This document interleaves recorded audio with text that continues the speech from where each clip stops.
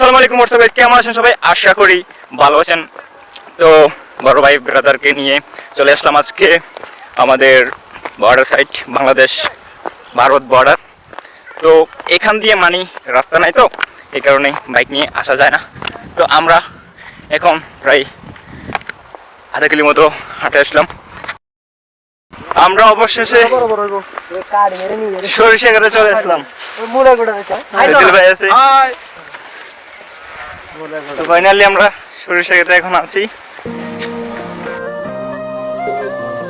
গ্রাম ছাড়া ওই রাঙ্গামাটির পথ আমার মনও বলাই রে। সবুজে ছায়াগ্রা গ্রামের সৌন্দর্য মুগ্ধ করে আমাদের।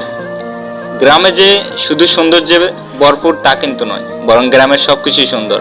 গ্রামের প্রতিটি অনুষ্ঠান পালন করার ধরন তা সুন্দর। গ্রামে আমাদের প্রতিটি ঋতুকে খুব সুন্দর করে বরণ করা হয়। যেদিকে দুই চোখ যায় খালি সবুজের সমারোহ। গ্রামের সবুজ প্রকৃতি, আঁকাবাঁকা মেটু পথ, ধান ক্ষেতের উপর সমারোহ প্রতিবারই মনোমুগ্ধকর প্রকৃতি প্রেমীদের। আজকের সমাজে যারা গুণী ব্যক্তি হিসেবে নিজেকে প্রতিষ্ঠিত করেছেন, তাদের শুরুটা হয়েছে কিন্তু গ্রাম থেকেই। গ্রামের সৌন্দর্যে মুগ্ধ হয়ে কত কবি সাহিত্যিক যে কত শত কাব্য রচনা করেছেন তার কোনো ইয়ত্তা নেই। গ্রামের সৌন্দর্য ফুটে উঠেছে কবিতার পাতায় পাতায়, গানের প্রতিটি লাইনে লাইনে। তাই তো কবির সুরে বলা হয়, গ্রাম ছাড়া ওই রাঙামাটির পর মন